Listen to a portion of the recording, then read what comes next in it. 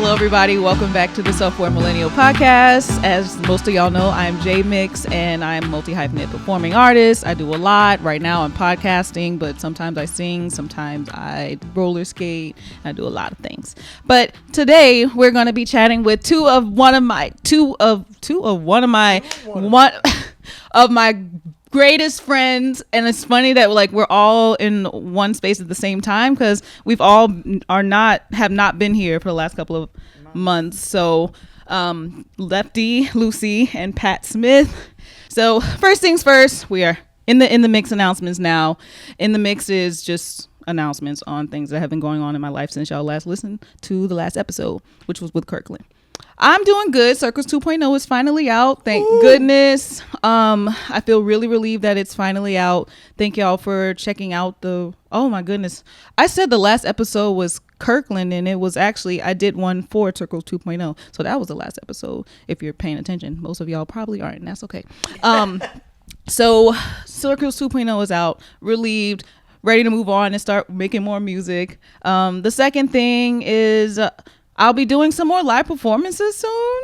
So check my website for that. And it seems like it's ongoing and developing because I'm getting more news that I might be doing other stuff soon as of just a couple of minutes ago. So yeah, other than that, I'm just working and gigging and doing a lot, but it's a lot more in alignment with what I want to do, which is the whole point. And that's what we're going to be talking about today. We're going to be talking about making space for the things that we like to do and saying only if we have enthusiastic yeses about it. If it's not that, then we need to just, let it go or, get somebody else to do it. So yeah, that's my in the mix announcements. That was it, y'all. I'm ready to get into this conversation. So wow, how do I do this? Do I introduce y'all or do y'all introduce yourselves? I don't know. I feel like fine. So if you're on YouTube, if you're watching us on YouTube, we only have 2 microphones, so Pat and Lefty are going to be passing the microphone throughout this. If you want to get us a third mic, subscribe to Patreon so we can get that working. So yeah, let's start with Lefty because I've known Lefty just a little bit longer. Lefty Lucy, as some of y'all actually may know Lefty, but from behind the scenes, Lefty has been the producer, one of the producers of the Self-Aware Millennial in the past seasons, has really helped organize it and has really kind of flourished it to where it is now. If you've seen some of the later episodes, we've shot at your home and just kind of made it into a studio space, which is really cool. But Lefty's also a wonderful burlesque performer that has a bi-weekly show at the Always Lounge, Burlesque Bingo. And I sometimes come in and I'm like one of the, what do I call myself? Am I just like I don't want to say helper. Queen. Bingo queen. Okay, I like that. Wow, Lefty does a lot. Lefty's very organized. More organized than me, and I consider myself an organized person. But I don't know, something about Lefty is just I don't know. I don't know where you get that from. You have structure. Structure makes me feel comfortable.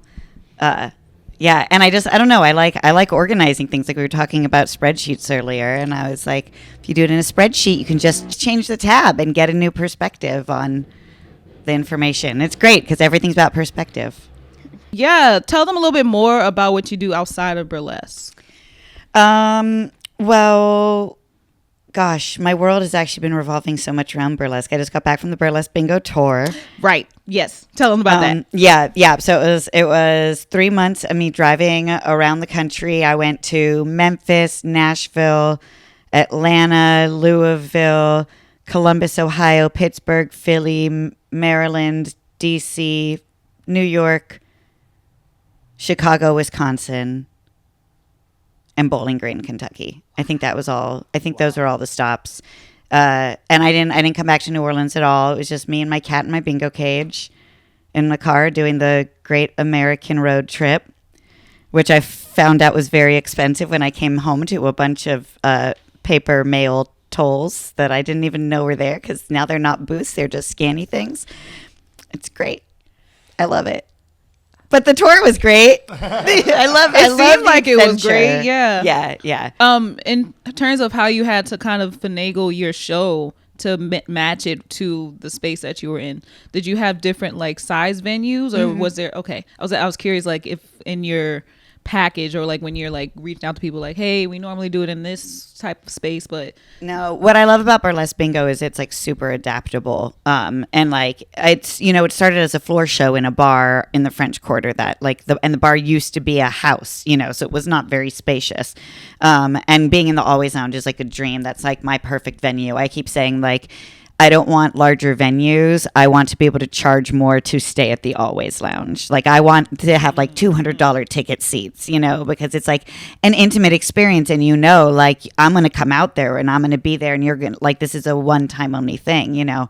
That's why having G's Louise take over hosting made total sense, because she knows how to make a one woman show, and yeah.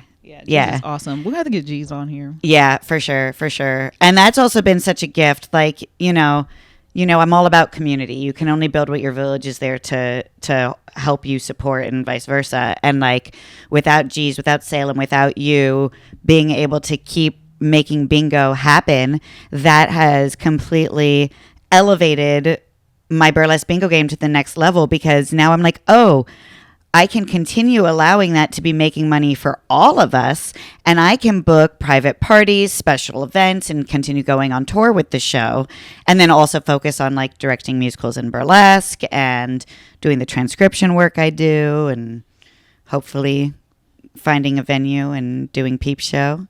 Girl, we haven't talked. I have. Okay. Yeah. We got a lot. We got a lot to catch up on. Yeah. Peep Show Named Desire is a burlesque play I wrote inspired by Tennessee Williams.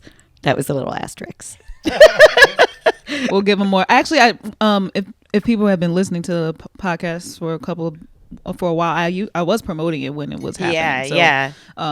This is the Lefty I was talking about. 2021, I think it was 2022. 2022. That makes more sense. Yeah. But yeah, we're gonna get back to that, because there was things you were saying that I had already wrote in my notes. I'm like, we're gonna chat about that. So it's perfect that you said some of those things. I'm not gonna tell you what they were, but I was like, we're talking about that. But before we go into that, wait, I have a segue. Oh, go ahead. Well, because you know, Burlesque Bingo has a jingle now. It's pretty great, and it was recorded by Triple Threat Media and written by the incredibly talented Pat Smith. This is where the applause comes in. I know, I'm like, no, wait, there's not a live audience here. And this is why I was not good in 2020. No, it's all good. So, yeah, no, also for applause. But what's crazy is also that in 2020 was, I believe that's kind of when I met you, or like, well, it would have been when I met you, or around the time, because that's when I started the podcast. And before I actually met you, people were telling me that you were promoting it, I think at your bingos or something. Yeah. And I didn't know it was like your bingo. I just like, I saw someone at the Always Lounge and they were talking about your podcast, and it was so weird. It was so cool. And I was like, I don't know who you're talking about. And then like it finally connected that it was you. And I'm like, oh. I want to give a quick introduction to Pat Smith, who y'all have kind of. So I don't know if you listen to the podcast, Pat, but we have done a couple of Multi-Hyphenate Monday excerpts from some of the podcast episodes. So people like know of you, but like you've never actually been on like officially. Yeah, and this is also Pat's first podcast. But Pat is an incredible musician. I also consider him in a multi-hyphenate like myself, but in different ways, just differently. I find like you're able to pick up on things, and I wouldn't necessarily, why are you mocking me? You did say this was my first podcast. I don't know what I'm supposed to do. This is. Oh, I mean, you're taking the flowers, Pat. But yeah, no, Pat has, since I've met him, shout out to Kat, by the way, because Kat is the one that introduced me to Pat. Shout out to Kat. And Kat is supposed to be on this. Whoa. Kat introduced you to Pat. You introduced me to Pat, and Pat introduced me to Kat. See, that's how community works. But But yeah. Oh, we didn't even mention Multi-Hyphenate Monday. Wait, yes, I did. I just mentioned it, but like not officially. So we are the producers of Multi-Hyphenate Monday as well. I should have mentioned that. But Pat has been co-host for that. And I don't know. I keep talking, but like Pat, you can introduce more of yourself, but you do a lot. Hi, I'm Pat. Yeah, a singer, songwriter, pianist. I play a little guitar. It's a multi-instrumentalist, if you will. The sound That's official. True. And also play a mean Jesus Christ. A mean mouth trumpet was what I was going to say. Outside of that, I've done some interesting things in life. But I think a lot of my hyphens rest firmly in the music world. The producing aspect of the show was new for me when we did Multi-Hyphenate Monday, but lots of my hyphens rest firmly in the music world. I think outside in life, I have a bunch of different experiences, from military to basketball to some nonprofit work to being in AmeriCorps to doing a bunch of things. You lived a life. I lived a life, but all of that outside of basketball was a dream of mine, also. But the other things I think I only do to kind of, because I'm still in that 1 foot in the artistic world and 1 foot out, and it's kind of a safety net as opposed to just taking the full jump into into being a full-time artist. So I've done a lot of things in an attempt to run away from the thing I really want to do. Okay. And I'm Pat. Okay, that's interesting that you say that. Do you feel like this time last year, or like in the last 2 years since you came to New Orleans and left New Orleans, that you are closer to that, to taking the full leap? I'm working on an album that will come out next year. Don't ask me the time yet because it's not done, and I don't want to say a time right now, but it will be next year, 100%. And I think that makes me feel like so much more of a solidified artist, because I really do believe that my strongest asset is my songwriting ability. And in order to say that I think I'm such a really great songwriter, and I'm very proud of the album that I have out, the COVID Chronicles that was released during COVID, and I'm very proud of that. But to not have any other work out that expresses my thoughts, my pen, and showcases what I believe to be my strongest asset. Like, I've been featured on albums where I'm just singing, and it's like cool, but I don't have my words out there. And I really do think that's my strongest gift. Did I mention that Pat is part of the jingle department? He's like co-chair, actually no, president of the jingle department, Triple Threat Media. I've definitely mentioned this to y'all. I just wanted to. It's one of your spiritual gifts. There's no doubt. You are a blessed jingle writer. So I feel like once this album is, not even once it's done, because it has started, and because I am actively pursuing this goal, I feel that this other foot is coming closer to the full-time artist. I'm not there yet, but it's inching closer. So if that answers your question, then yeah. I feel that I'm getting closer and closer than I've ever been in my life. Good. Good. Yeah. So I have questions for both of you. And I think this will actually let me do this one question first, because I think it ties into kind of everything that we've already started discussing about what we do as artists and where we are and where we got to go. So since Lefty has the mic, I want to know, because you do a lot. As we've mentioned, you do a whole lot. And I feel like, now I don't know your life entirely, but I know that you are always doing stuff for other people, but that also benefit yourself. And I'm sure there's been moments where people have asked you for things and you've had to say no. Or you've had moments where you said yes and then you regretted it.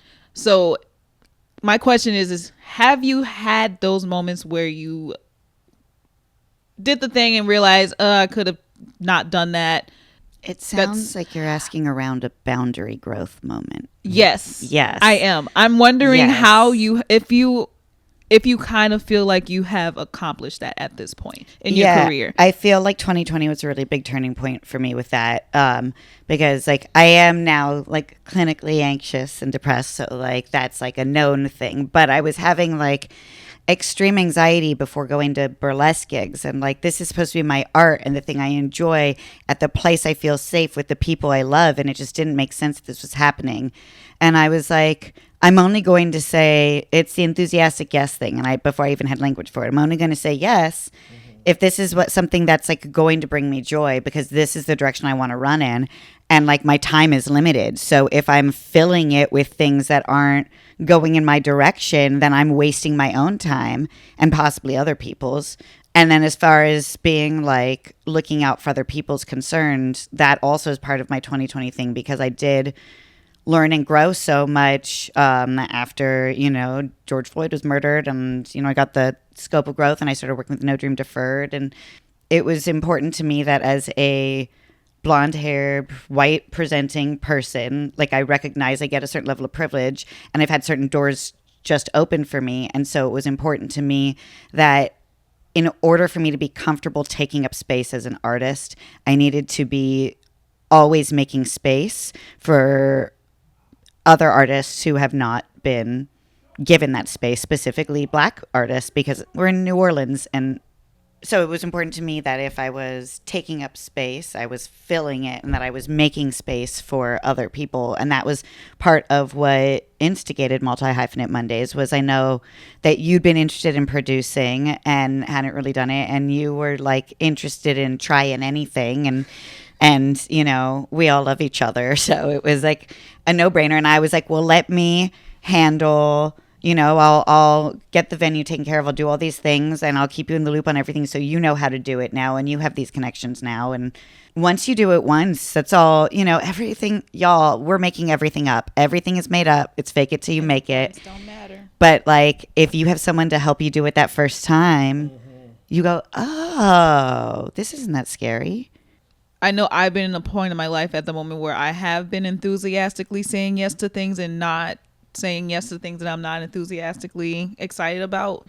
And first and foremost, I think I'm doing okay. I just think that because this is a busy season in New Orleans, and just it's always busy, I still feel like I'm overwhelmed regardless. But like at least I'm happier. Lefty says some things that I want to address also, because I too am now clinically anxious. Okay. And the other thing you said was that I was interested in trying some shit. And with all of the hyphens that I have, I think that is my greatest hyphen. The trier.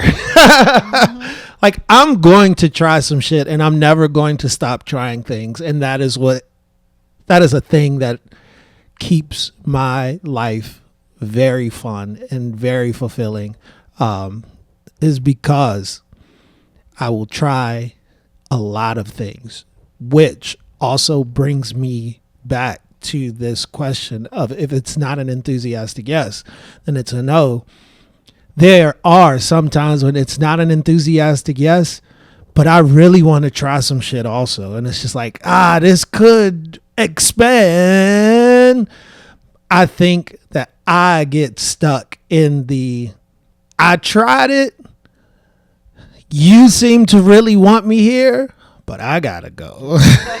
Like, it is my time to part, and that can be hard for me also. The like the separation of like leaving a thing that I'm not gonna say no longer serves me, because it could still serve me, but like leaving a thing because I know I have other places to go. You know, I know I'm going somewhere else. So like that yes, that was already not enthusiastic, but very curious. It was a curious yes, not maybe an enthusiastic yes.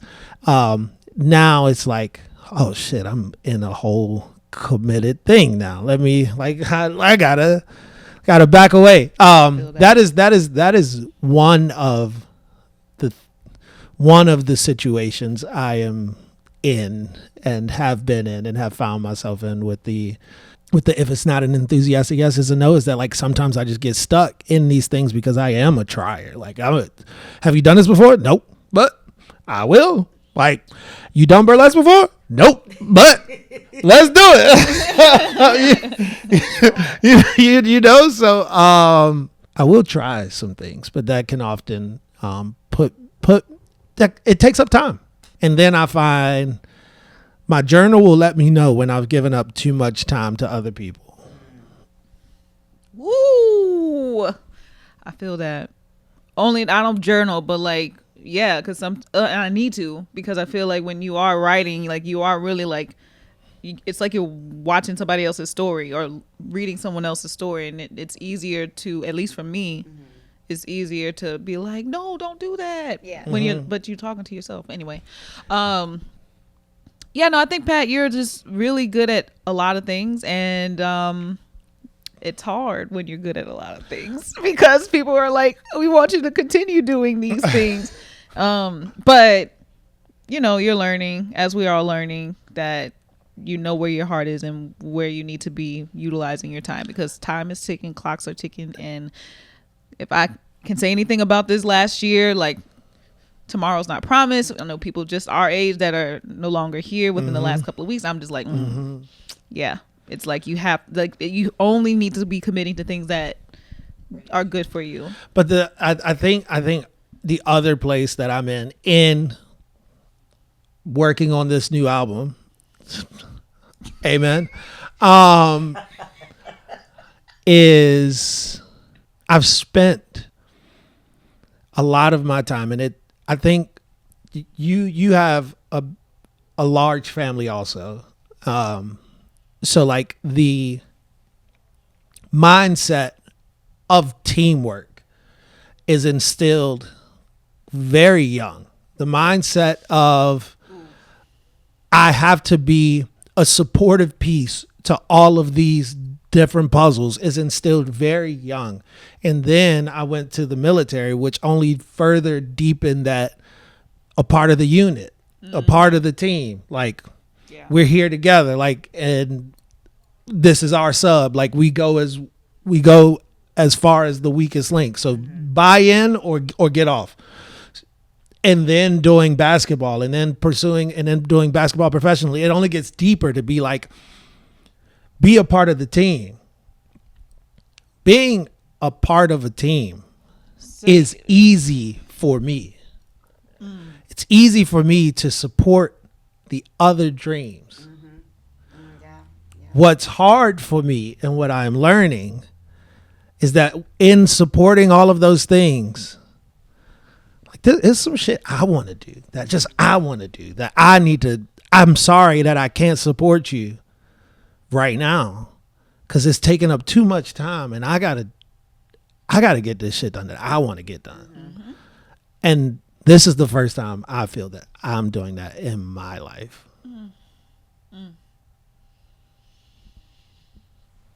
Yeah.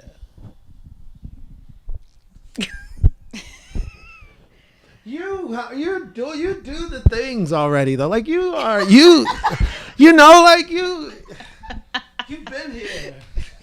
For those listening at home and not watching the YouTube, Pat keeps handing me the mic when he's done talking, which I begrudgingly take because I'm here to support you. And then I made a face, and so that's what all the silence and giggling, and then he started talking again. So J.Mix put her mic in his face.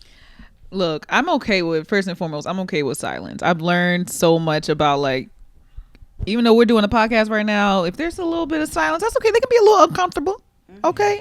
Because that's the other thing about podcasts these days. I mean, I listen to them all the time, and yes, it does you stay engaged when it just keeps going and going and going, but like sometimes you do need that break. And if you're having like an actual conversation with someone, if we weren't with microphones and cameras right now, like we would have these breaks and we wouldn't have to apologize for breaking. You know what I mean? Yeah.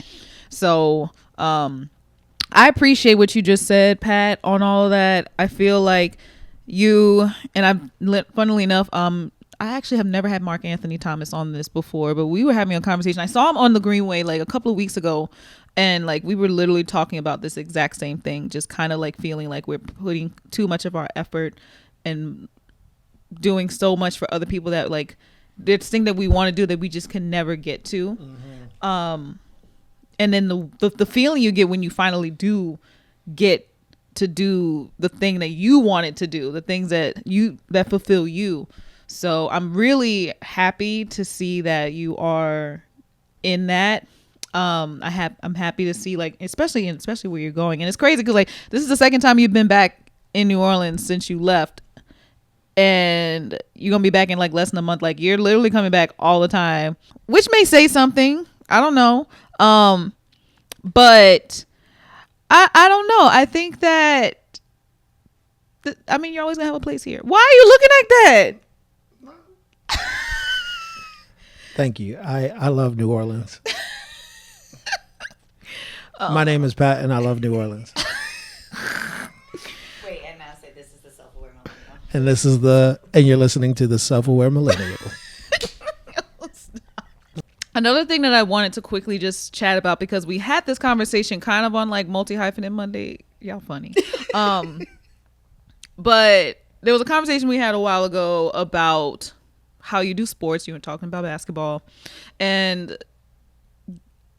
dabbling into theater and doing more theatrical things, and realizing that like sports got it together because they utilize every little aspect of sports to market and just have the commentary and like everything. And I wanted to hear a little bit more about that, because a lot of people that watch this show and listen to this show are part of the theater and arts world in that way. And so having a perspective of somebody who's been not primarily doing sports, but is very well versed in sports. I want to hear more about like your take on sports and on theater and how it could be better and how it could be more like sports. Oh, on how theater could be more like sports in terms of, I think, marketability and making sure, because like there's obviously sports is a thing that everybody goes to. I feel like people are more inclined to go to sports. Sports makes a whole lot of money. Theater is dying out. It's not as great as it used to be.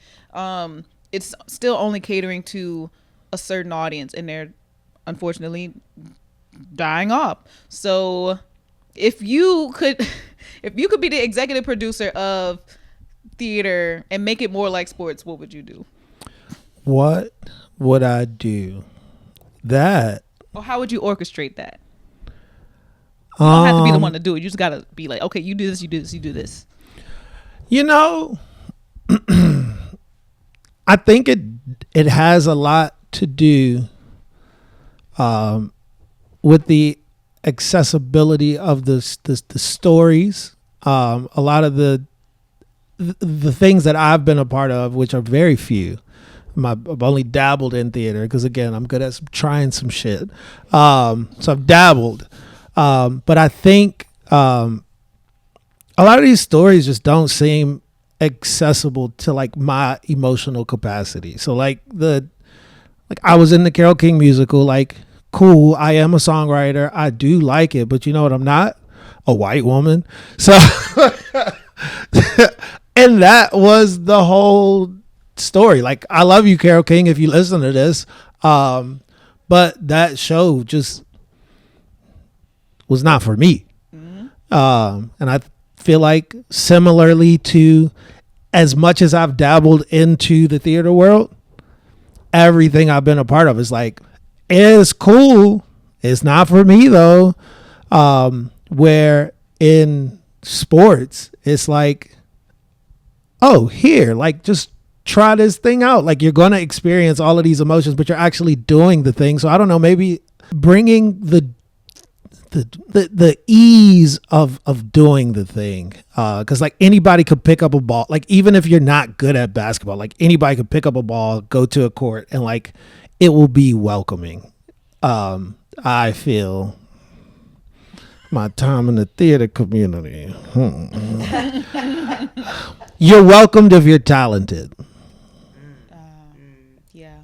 In sports, like clearly in the professional like realm, like you got to be talented to, like you had to have practice your craft, but at the beginning it's so accessible.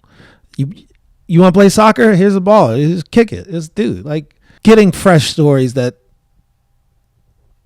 encompass and look like what my life looks like and real life looks like, as opposed to all these old ass tired ass shows.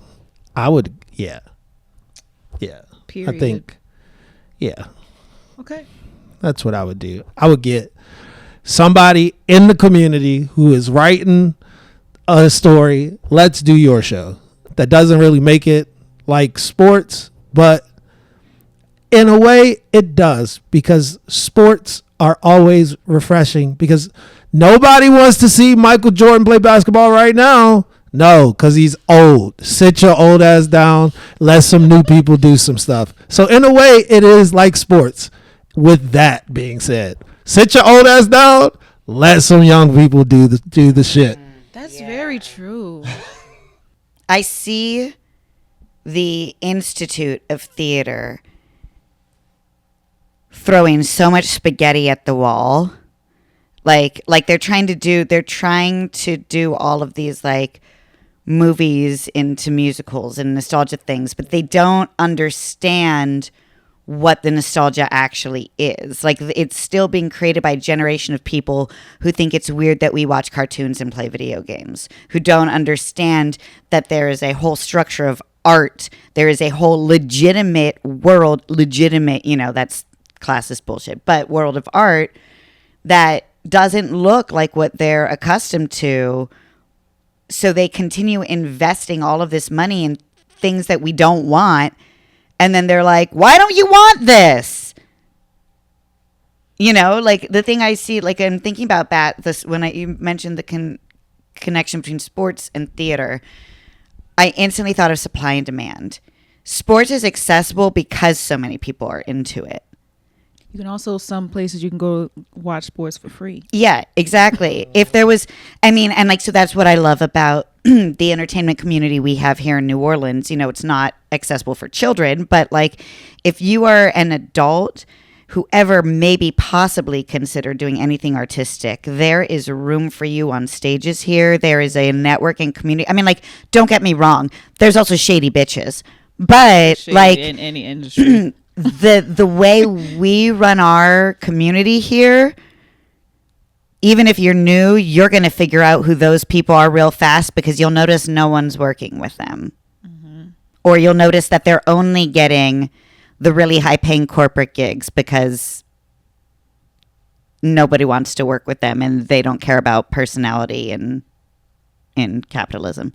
Well, see, I also enjoy, I'm so happy you're here, Lefty, because of Lefty, I feel like I've gotten a chance to experience burlesque community for the first time, and y'all are so like same close and like supportive, and just it's different than the theater community. Not that theater community is not supportive or anything, but there's just something like y'all can make a show in 2 seconds and make it. Oh yeah, go ahead. Yeah.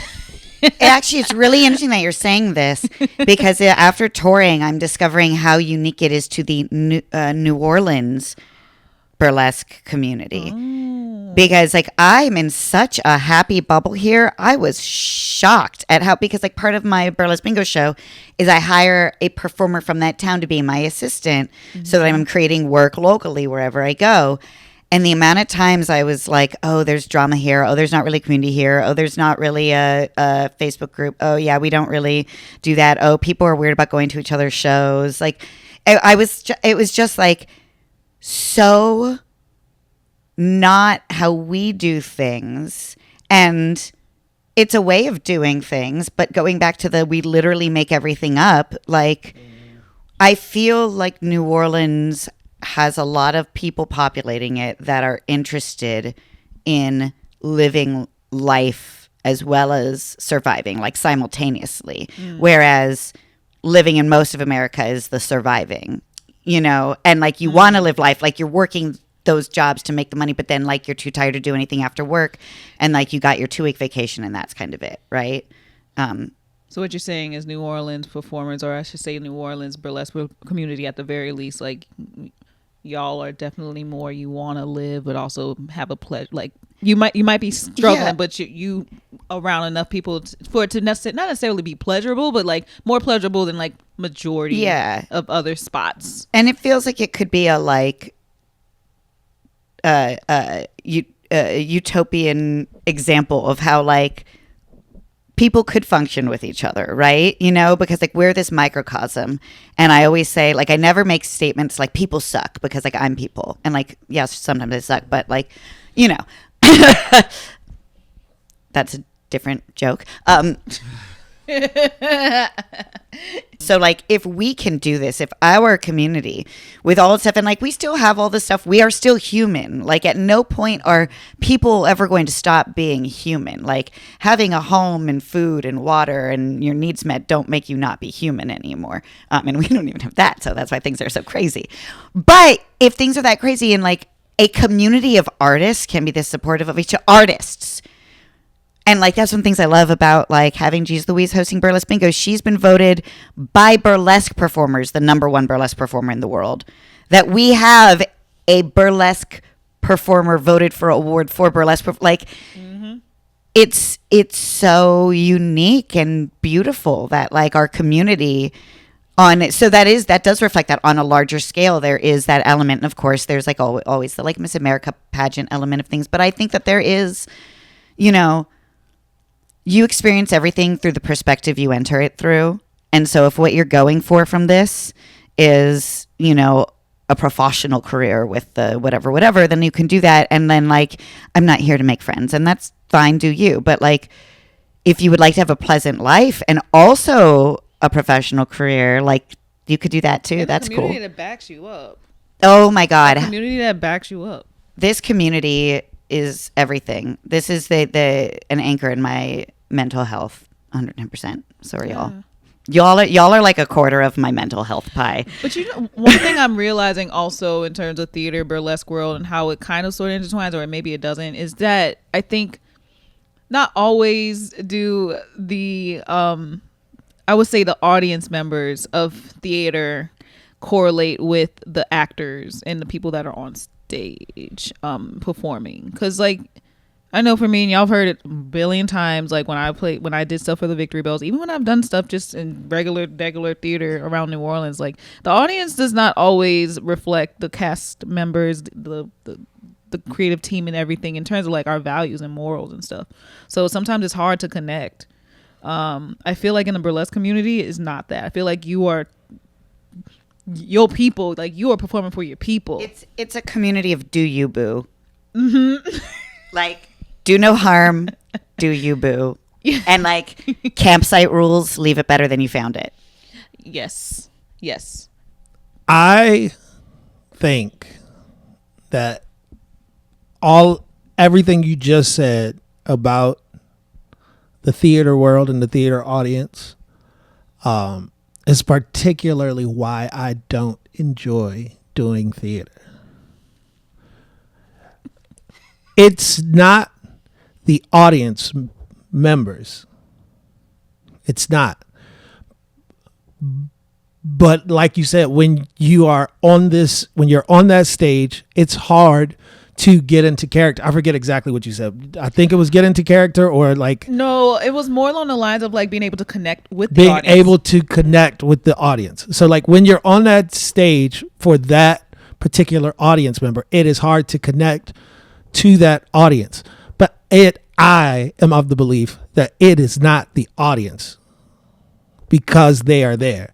I think that burlesque works well, which is also why I'm so excited to be doing my own thing, and which is why I believe that songwriting is my strongest gift, because it's not a matter that if J.Mix is on a stage with any audience, will J.Mix be able to connect to this audience? Yes.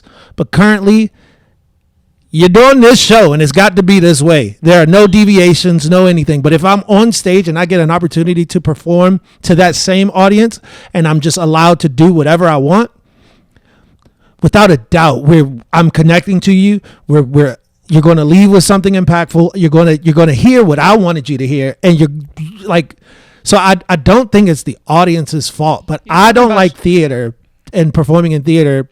I don't like I know what the audience looks like here. Like, when you say theater, do you mean specifically like straight plays, like normal American theater? Because you like being in my yes, specific, but also in your plays, it allows room for the deviation to say, let's connect with the audience here. There are specific moments that are there are moments that are tightly rehearsed and are very, very sharp, but there are also moments that allow for this audience we don't know who's coming. Like, let's feel the vibe. There's always that room. And I think most burlesque shows that I've been to allow that room to exist in order to make the performer connect easier with the audience. But in theater, it's just so, theater to me feels like a painting. It is art, but theater to me feels like a painting. Can you please expound on that? Like, in what way? So if theater is a painting, then what is burlesque? Burlesque feels like,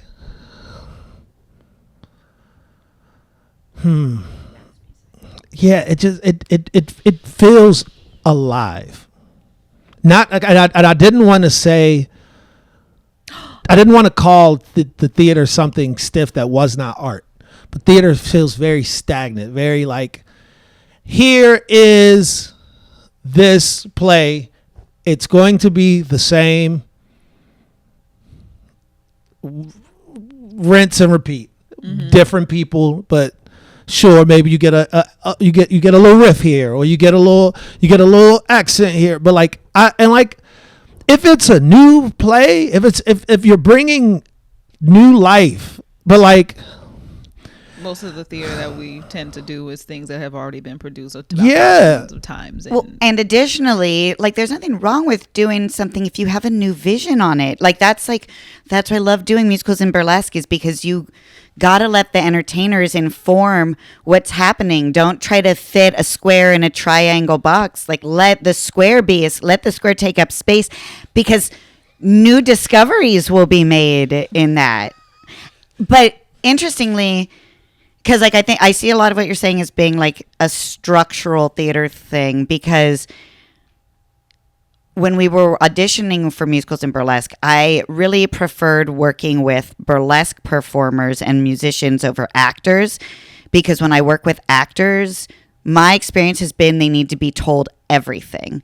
Whereas I want to see what your take on this is, and because this is a collaboration, who you are and how you do this is how we're telling the story. And I've got my view, but I'm not doing this in a vacuum on purpose. And I think a lot of times big money theater is being forced to be made in a vacuum. And I don't even think a lot of the artists making it want to be doing it that way, but that's the way you get the funding. And because we're in a capitalist hellscape, you do what you do.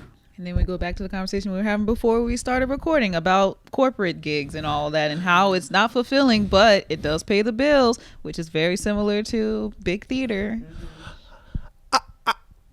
for the most part. Lefty said, you don't try to take a triangle and put it into the square And then she also said, how do you feel about it? We're going to tell the story that way to fit this living, breathing human that has experiences that can connect to the, like, they're like, all of the stories have very human concepts. That's why you connect, like, that's why people are drawn to them, because we all have experienced these things. But how do you want to showcase that? However, these are the things that aren't shown in the theaters, things that I've been in, and not just to make it theater because I don't have that much experience in theater, but like the way that I have been told as an artist before I've like kind of like started to grow my own wings is like fit into these molds. And I think that breeds the two words that I don't like saying together anymore, is that imposter syndrome, because you have to look this way, you have to sound this way, you have to do it this way, no deviations.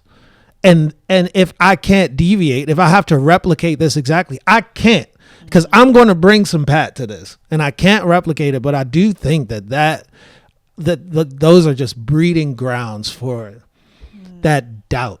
Ooh, I hope the casting directors are listening to this, because it's like, especially for traditional theater or big theater as we like to call it. Like, I'm like, when you were saying that, it was just I started thinking about like, oh man, how, like, especially if you're going for like one of those like roles that people have known for like decades on decades at the moment, like people expect you to kind of mimic maybe like the originator of that particular role. Like they're the ones that set the pace for it, or set the example or whatnot. But it's also like, if you're gonna hire somebody to replicate this in some way, like, you need to be able to trust that they can bring their own interpretation to it. But again, like, not just theater, because I'm really not a theater person. But I went to a PWI and studied like classical voice as like a communications with the classical voice. Like, I don't really sound like all of them people at that school. I didn't teach me the right way to sing. Like, yes. And I'm so happy for the voice teachers that I've had, but the institutions that we were in, like our lessons, gold, like learned so much. But outside of our lessons, like I felt like damn, they doing it this way. Like, am I supposed to sound like that? Am I supposed to, like, okay, let me tone down some of this vibrato here. Let me not bring so much church in. Like, I've been scooping. Let me not scoop. Let me let me dim my light. Let me fit into this mold some more, to, like, it almost became like, it almost felt like in this factory to be like, boom, here's another like person who sings exactly like this. Here's another person who sings exactly like this. Here's another person who sings exactly like this. Yeah. And I mean, we hear it on the radio too. Like, there's very little room for like unique voices, unique sounds, and like, I don't know. It's just, I think you do know. You just said it. Lots of like, just makes it harder to be unique and really, and I don't want to say be unique, because I feel like everybody is unique, but to follow that thing, to express yourself in the way that your authentic self is telling you to express yourself. And instead of listening to that inner voice, it's so quick, like the outside is going to tell you what they think. You don't sound like that. You play piano and sing. Oh, John Legend. Like, you play, like, it's like, okay, yeah. let me fit into this mold and not expand to see what else can go out. But you see the success of these people, and it's like, oh, maybe I should lean right. Like, so because of those things, the imposter syndrome can feel heavy. The thing that feels so wild about that too, because that's so relatable, but every single part, like, I just, like, Jennifer Coolidge popped in my head, right?